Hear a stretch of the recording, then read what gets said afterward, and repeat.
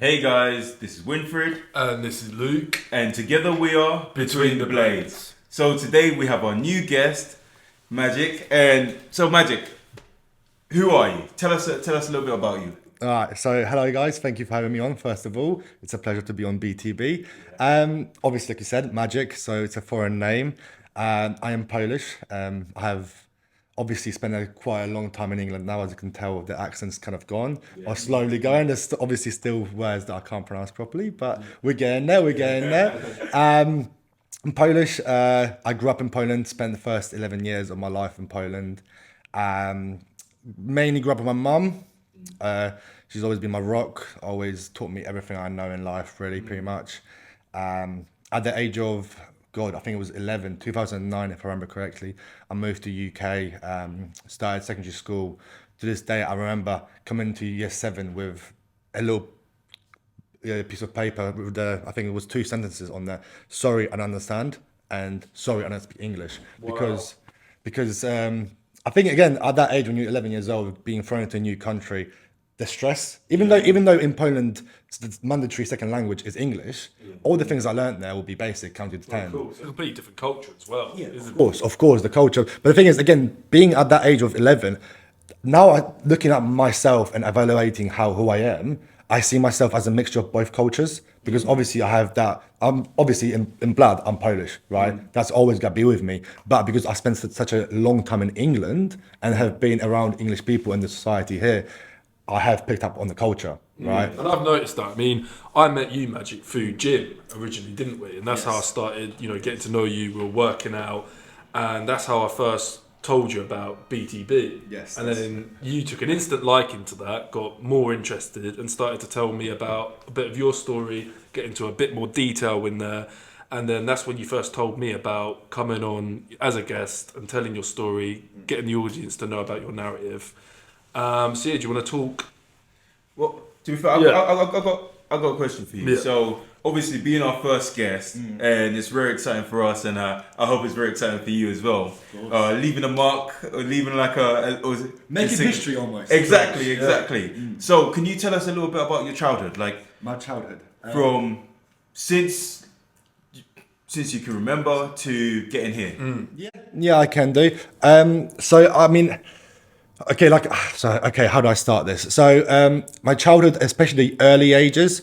So my mum had me at a very young age. She was 19. So she had me, and then 2 weeks later, she was seeing her A-levels exams. So yeah, which is quite crazy to think about it, because now if I had a child at her age, I'd have a 6-year-old next to me, which I don't, thankfully. But either way, that's why I think my mum is the greatest person ever, because what she has done for me and how she has raised me, it's almost unbelievable to what extent she had to, push herself in terms of working and providing for me. And because I've never felt like I've missed anything in my life, even because, again, another fact is that I didn't have a dad in my life. I mean, I used to see my dad as a child, but it never felt like having a father figure. So my mum kind of had to play both roles, where she'd be my comfort, but also she'd bring out the strict side of her, where there'll be certain rules and boundaries. So again, this kind of stemmed in England, where I saw that my life was a lot stricter than other kids, right? Where I had to do certain chores that most kids didn't have to, which kind of obviously taught me discipline and just generally taking care of yourself. So did you find that out at school? So obviously you talked to other kids. Yeah. And you told them, well, look, I get home, I have to do the dishwashers, I have to clean, I have to cook, I have to do all these other things. Maybe not necessarily from speaking to them, but just hearing how their life seems, and also probably not within the first year, because it probably took them about a year and a half to actually be able to speak English. I could understand quite quickly after a few months, but probably I'd say after 2 years, so in year 9, that's where I really opened up and I could actually express myself in English. Obviously going around people's houses, seeing how they act and everything like that. It opened my mind, because it saw a completely different culture to mine. So in comparison, my life was strict, 100%. But again, it wasn't, because I didn't feel like it was strict. It was just what I had to do. That's what you got used to, isn't it? I get you, especially being from someone who's not born in the UK and having obviously a foreign family. They have that kind of mindset where you have to kind of do what they say is law. Yeah. Basically, Yeah. what they say is law. You don't have a choice. Like you have to do certain things where like your friends will be relaxing. Oh, they'll be talking back. You can't do that because if you do that, well, that's a straight punishment straight away. Yeah, of course. So yeah, getting a little bit of how you grew up. How did that affect you, like as a man now? Like, did you go through any tough times as a kid? Yes, yes. There is. I've kind of highlighted in my life a few moments that have made me think. I think those are the moments where you kind of evaluate your life and what life really is and what I'm living for, kind of thing. So the first one was in 2011. It was summer holidays. I went back to Poland because I used to go back on the summer holidays. I'd go back for like a month just to kind of see my old friends. Because obviously at that time I had kind of two lives where I still have friends in Poland and also have friends in England. But for the summer holidays, would go back, spend a month there with my grandparents at their home. And one that summer, 2011, my friend died. My friend died. The problem that I faced at that age was obviously it took me a while for it to hit me. What actually happened? That person's just not there. He doesn't exist. Like he's gone off the planet Earth. But it was also the fact that I don't want to say I blame myself for it because it happened where me and my mate and another mate went to a beach with my mum to like this remote place. There was no one there, kind of like it was just four of us, no one else. And it was through stupid decisions that I made that could have, if I didn't make those decisions, or if I was more assertive and strict with what I wanted, I could have prevented that. So not necessarily I blame myself, but I for a long time I kept thinking, what if I chose not to do it? What if, again, because so there's a bit of background, bit of context. It all happened because we bumped into my mum just randomly in the street, and she's like, "Oh boys, I'm going to the beach tomorrow. Do you want to come?" And both of my mates were like, yeah, let's do it. Like, we've got nothing else going on tomorrow. And I was kind of like, don't know, I'm not really sure. Like, why? Because again, when it's your mum, you don't really want to be hanging around her. You kind of want to be with your mates, being able to do what you want. So I was a bit skeptical at first, but because I kind of agreed to just doing that, and obviously it's no one's fault that it happened. It just happened, right? He was walking in the water. He thought he was safe, and then he took a next step, and it was a ditch, and he just obviously got a lot of water in his mouth, and his lungs obviously got water in there, so he couldn't get out because he lost consciousness very quickly, and then we couldn't find him in the water. So again, at that age, being 13 years old, seeing your friend being pulled out of water by a fire brigade, and just experiencing a dead person, and just seeing how valuable life is. Because again, you always say, "Oh, life can end within the next second." Like I could walk out of here and get hit by a bus. I could obviously touch wood. I won't, but that's what life is. You never know when it's gonna end. You only got a limited amount of time, and you just have to make the most of it. So that's when I started to live more. I think that was the first part, because that's when I realized that life isn't granted. What would you say?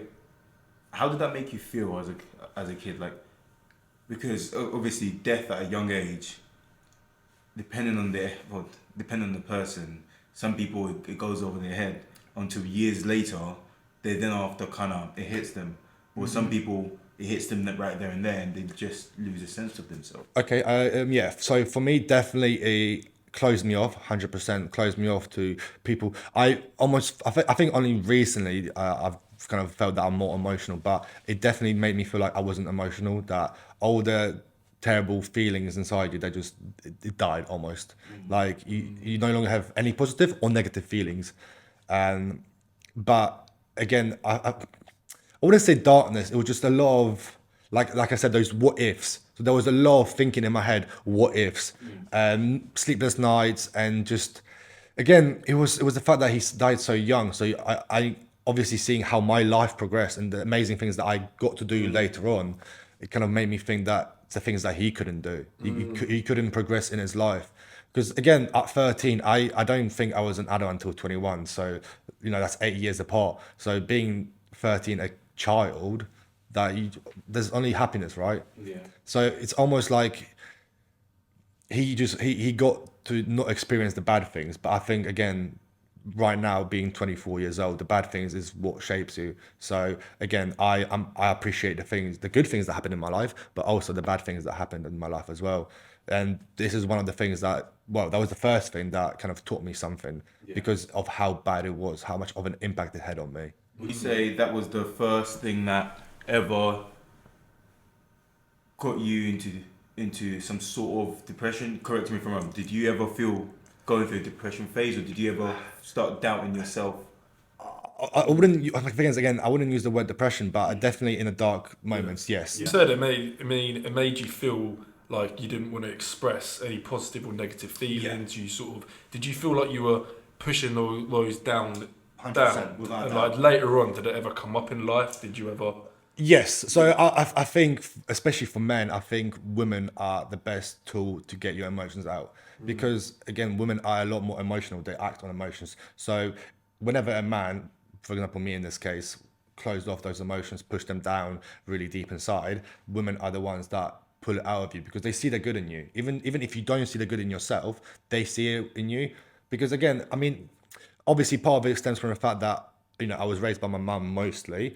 My grandparents were there here and there, depending on the time of the period in my life, but majority was by my mum. So I knew how to treat women. And then if you treat a woman right, she will treat you the same way. She'll treat you right the way you want to be treated, but also give you that emotional comfort. So then when you feel that comfortable with a woman, you are able to get those emotions out, whether they're bad or good. And again, the thing is, in most cases, it will be the good feelings, right? Because, you know, love and affection are the, you know, probably the best feelings you can feel in the world. A true love from a woman, you can't really replicate that with anything. No. You can get the love from bros, of course you can, and it's amazing as well, having that connection with one of your bros, being able to say, you know, he's my bro for life, but at the end of the day, you don't spend your life with your bro, you spend the life with a woman. I mean, obviously, unless you're gay or whatever, but I'm not, just to clarify. No, and of course, I mean, it's nice to think that your girl or your boy or whoever is your special other half, that's the one person you don't have to put a face on for. It's the one person you could be open about every little thing about you, the good, the bad, the ugly, all of that sort of stuff. So, yeah, sorry. Yeah, no, that's right. So, who, except from your mom, who have you been able to be yourself without the mask, without the facade, without the having to hide away your emotion? Who have you been your true self around? Okay, so I kind of have to correct you there because with my mum it's a bit different because she knows me so well and I'm such a there's a huge reflection of her on me because again, like I said, she's the one who raised me. So I am a male version of her almost. So I probably say that I kind of do hide it from my mum, but she just sees right through it, so I can't hide it. So it's more of that case with my mum. Whereas other people, I would say my teenage love and girl right now that I'm with, that I'm actually able to show my true self, like you say, the true mask. Because at the end of the day, I don't know if you ever heard, there was this, I've read about this in Japan, I think there's a theory about the three masks. The three masks that you wear, the one mask that you know wear every day when you walk out on the street and you see people, you're always positive. Like when people ask you, "How are you?" "Yeah, all good, mate." And then like you, but again, that's just a very general thing to say, isn't it? Everyone says that. You don't ask generally how they are. You just go, "Yeah, good, you." And the second face that you put on, or the mask, when you see your family, right, where you show them emotions, where they can see you cry, and they can see you happy. That's the second face. And then the third mask is the one that you truly know yourself when you're alone. And that mask doesn't get seen by a lot of people. And of course, Winford, you know about putting on, Yeah, yeah, I do. personas to people. Thank you, mate. Thank you for putting the But no, I mean, from your own sort of perspective, Winford. I mean, hearing from Magic about, you know, having to put on a certain mask in front of other people to hide the fact that you could be hurting inside. I mean, 100%. I can relate to that. Yeah, because it's like exactly like you said. It's like when I was going through the darkest days of my life, like last year, beginning of last year, I just felt like a shell of a person. But when people would talk to me, I'll be like, yeah, I'll put up on this. I'll be like, yeah, I'm fine. But really, I was breaking inside, and coming from a family of 7 and being like the oldest as well, and I don't want to say this, but being a man, I didn't really know how to be open enough to show my emotions. Yeah. So therefore, and like the people who I was comfortable to share my emotions to, it came with like a block wall. So it's like I was telling them how I feel, and they were like, "Oh, it's okay, it's a phase. Be a man," kind of thing. Would you say through your life? I just want to ask, through your life, what are the most difficult things that have appeared in your life, and how have you dealt with it mentally and emotionally? Did you ever feel like you had support through it as well from people around you? See, okay, so again, I think this stems from my life because, so give more context. When I was young, um, so again, in Poland, there's 2 semesters in school. So from primary school, you either do a morning semester or an afternoon semester, right? So from the age of 7, I used to be at home by myself a lot of the time because if I do a morning one, I'd be finished by 1. So I'd come home, no one there because everyone's at work, right? And then if I do the afternoon one, from the morning, from like let's say 8 o'clock until 11 or 12, I'm home alone again. So I've always been comfortable with myself. So I wouldn't say I'm a loner because I'm a very outgoing person. I can speak to almost any kind of person, anyone. I will always listen and I will always talk to them. There's not a problem for me and never has been. But I've always appreciated my own self. So through that, I've initially I would deal with it myself. Whatever the issue was, so like losing my friend or the first heartbreak, I chose not to have anyone there. Yeah, but then isn't that a form of neglecting your emotions, a form of neglecting Why, yourself? yeah, I mean, why did you choose not to have someone there? Is it because you didn't want? Is it like what? Well, what I really want to know is when you didn't talk about your emotions with your friends and stuff like that. Is it because you didn't want them to think that you were weak, or did you not think that they were there to support you, or anything like that, or did you just choose not to? Because that's I think the first thing is that I chose not to do it because I wanted to know for myself what I actually think. Because it's very easy to speak to someone in the moment when it's happened. Let's say I broke up with my girlfriend at 12 midday, right? And then I go speak to my boys at 4 o'clock. I'm full of emotions. Well, I haven't thought it through myself. So I would rather spend the time to think it through in my head, be more rational about what I did and why it's happened and how it's affected me, and then talk to someone rather than go straight in and just kind of act on emotions. Wouldn't you say that that's more of a logical way of thinking? Because, like, Well, yeah. especially, to me anyway, I feel like it's much harder to, whatever. Yeah, I think it's much harder to, let's just a situation like you said, situation happened. It's really hard to talk to someone straight after it's happened because you have to get your cross through, get your emotions through, than obviously sitting down with yourself, like, because again you're in yourself, you're telling yourself that, oh, you can't be that emotion, oh, it must be something else, oh, it must be my fault, oh, why am I crying, or why am I feeling sad, why am I, that's why I feel like a lot with women, like when something happens, straight away they go tell their girlfriends, their mom, their father, their brothers, because it's like, oh, I'm feeling this pain or this anger or whatnot right now. I need to express it to someone. Yeah. I need to express it for you to tell me, oh, I'm being a little bit silly, or no, this is, I have the right to feel that. And I feel like that's where women are more free, because when the situation happens, they get that out there. Yeah. Where we're more reserved. True, but then I would do a counter argument because sometimes when you are, let's say, I think it comes with the anger the most. So in the moment you can be angry, but then you wake up the next day, you're completely calm. There's no more anger in you because you've calmed yourself down as well. So that's why I've always allowed myself the time to think about exactly what happened and why it happened. Because I think of myself as a very logical person. Yeah. So I know that most decisions that I make, there's a reason for it. So I'm hearing, you're right. Like, you're right. There's 2 sides of the argument. Oh, 100%. And it's just like the way I'm hearing it is that you don't feel comfortable. Correct me if I'm wrong. You don't feel comfortable. You feel like you shouldn't be as vulnerable, as Weak.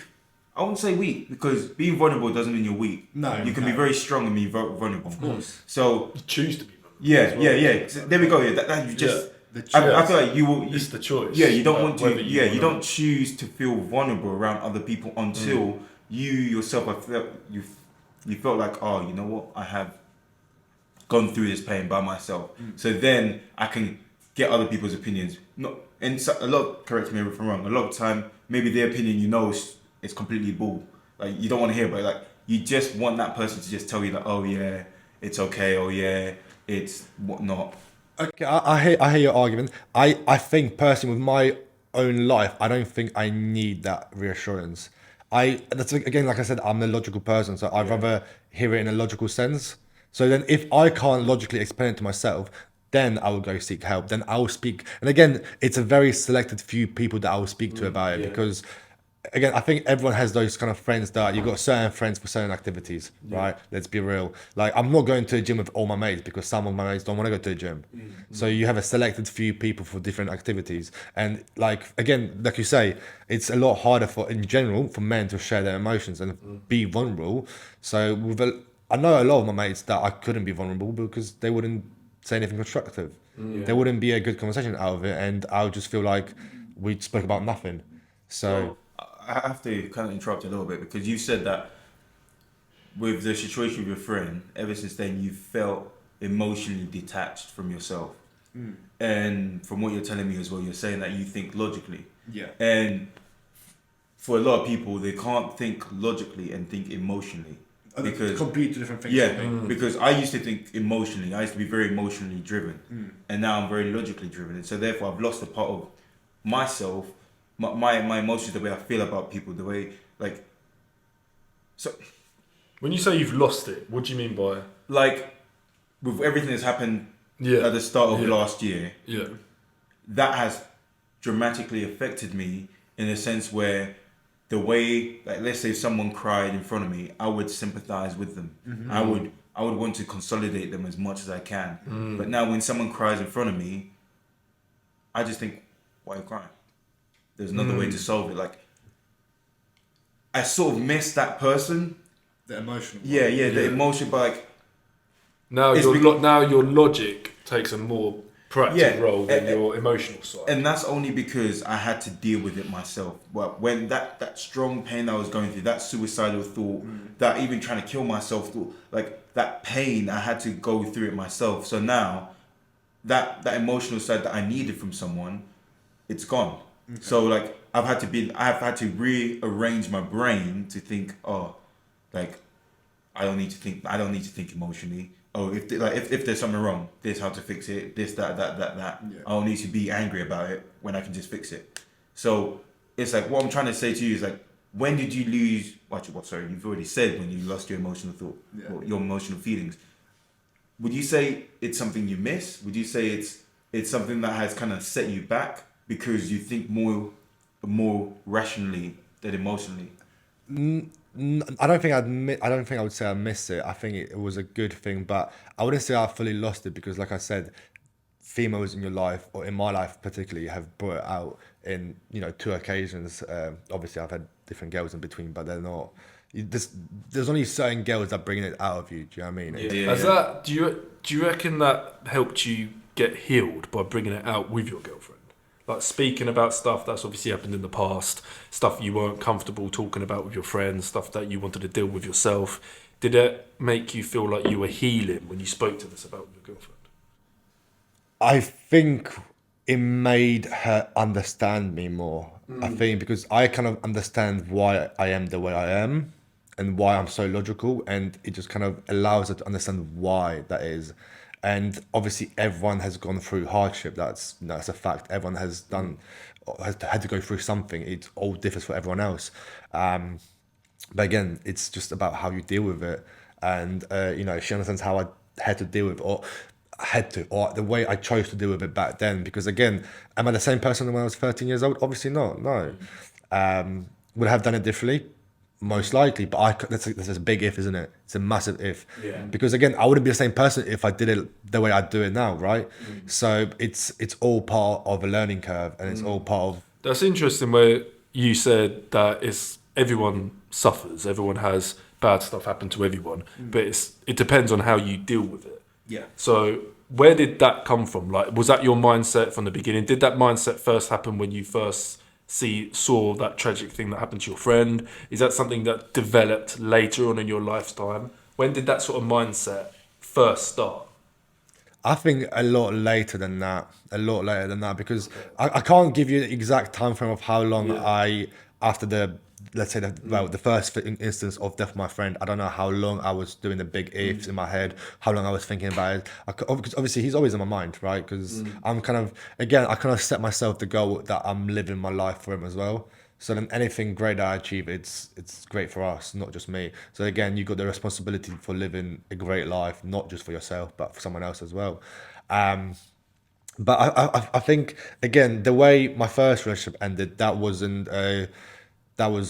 bad. Not, it ended okay in terms of like we mutually agreed to end it, but it was. It affected you. It affected me. Do you know what the worst thing was? It was the cliche one where she was crying initially. She was the one really heartbroken, and then it hit me months after. Yeah, it was the cliche. I can't lie. But again, it was a teenage love. It was all that, movies and stuff like that. But it that's the thing. It's a cliche because it does happen. It generally does happen. And again, how I dealt with that wasn't good. How did you do it? Time. So the thing is, the first, for the longest time, I thought I'd never find a girl who would treat me the way she treated me or love me as much as she loved me. That was the problem. The first breakup, especially for guys, the first breakup is like that because we give everything. We give everything. Like if we had to even sell our feet, I don't know for some people, but I know if I had to sell my feet to make my girl happy, You do anything. I'll do it. I'll be like, take them here, have it. But the thing is, that's why the first relationship is very important for guys because it teaches you a lot. And in most cases, there is. Well, I think it's important for girls as well. Of course. Oh yeah. But I understand what you're saying, like especially because obviously my narrative, my point of view is as a guy as well, and like mate, my first relationship when it ended, like heartbroken. Yeah, I know. But the thing is, it's funny you say that because most guys, or majority of them, will go through the same thing as every other. They will. It's like I feel like first breakups either create make or break. It's not just that. Like, it creates a guy who wants to play around with other girls' feelings to heal from. I say heal, but not healing though. Yeah. That's what I said, to heal. Heal from that breakup because they don't want to get hurt again, so they start playing other women. Yeah. Or you get the guy who just secluded from. He just doesn't want to go back to that feeling. He doesn't want to get hurt again, so he doesn't. doesn't. So he just builds walls up. Yeah. And he doesn't want to open up to another girl because he doesn't want to go through what he's just been through. True, but going back to your original point, that I think after the first breakup and then, I don't want to give you a wrong time frame, but let's say over a year, that's when I realised that there's more to life and sitting at home just watching Netflix isn't it. Do you know what I mean? Going out and doing things and again, just doing this is getting out of a comfort zone for me. Do you know what I mean? So would you say you needed to go through that break? Oh yeah, 100%. Yeah. Because even though let's say we loved each other and we could have thought that we had a future together, I wouldn't be the person I am today and she wouldn't be the girl that she is today. Again, I don't know what she's up to these days because I'm 24, so what, 5 years ago, 6 almost, because I'm 25 nearly.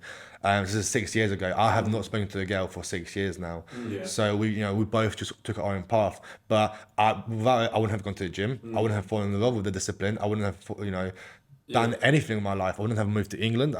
Yeah, I mean, if I can just jump in, I mean, so far we've got a little bit a gist of where you've come from, what you've been through so far, but you haven't said yet about what your friends could have done for you when you're going through this stuff, Magic. So up to this point, you've told us about when you've had trials, when you've had challenging times, you controlled your emotions, you went for a breakup, it made you a better person, it made you go to the gym. But did you ever, in that time, ever feel like you needed support from a friend or ever felt like you could benefit from talking to another guy, one the same age as you or something like that? It doesn't even just have to be guys. Yeah. The question is, did you get support? Yeah. Or did you think you needed support? Yeah. That was a question. Okay, no, I understand. No, I understand. I get the question. I'm just trying to really think about. It's fine. I know the answer. I was trying to think in my head about my friends and how. Because the thing is, again, like I said, it kind of stems to the fact that not all friends are like that. So again, as you get older, your group gets smaller. That's the first thing. So then with the smaller group, you have less choice, right? So I definitely say I've got a few, especially now. Now it's very easy because now I'll speak to my mates, no problem. Back when I was younger, not so much. So given the examples of the death of my friend, No, that was the first thing that ever happened to me that I kind of had to deal with like hardship. But that was all on my own, pretty much. Because again, I didn't even know what to say because I didn't know what I felt, right? Because on one side, it's unfortunately he's already dead. Like what else can I do? I can just be sad all my life, or I can get out and do something, right? So I support, because again, like I don't, at that age I don't think anyone your age knows how to deal with it either. So again, of course, I like my mum supported me and stuff like that, but I don't think I needed it. No. I think that especially that situation I had to deal on my own and kind of understand it for myself and explain it to myself in my head. But again, I think that made me, like you say, the rational thinker, right? What did it do up there? Like, because if I remember correctly, it did close you off from everybody. Yes, emotions. So, do you feel like you were going through some sort of hard times within your head, within the people around you? Because, like, yeah. I wouldn't say mind. I would probably say heart. So, because again, I think emotions aren't driven by your mind.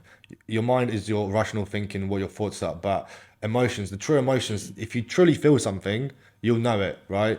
Because it will hurt, or you'll cry for no reason. Not cry for no reason, but so for example, I've cried with my girlfriend now. She's seen me cry because I've realized how much I could hurt her. I have hurt her before, and obviously we've had our ups and downs and stuff like that. So me understanding how much I've hurt her, it genuinely makes me sad. So that's without control over my mind. I can't control it. It just happens, right? Whereas, Wow, stop there. You are now at the end of the part 2 of the magic story. If you want to keep listening, tune into next week. This is Luke from Between the Blades. See you soon.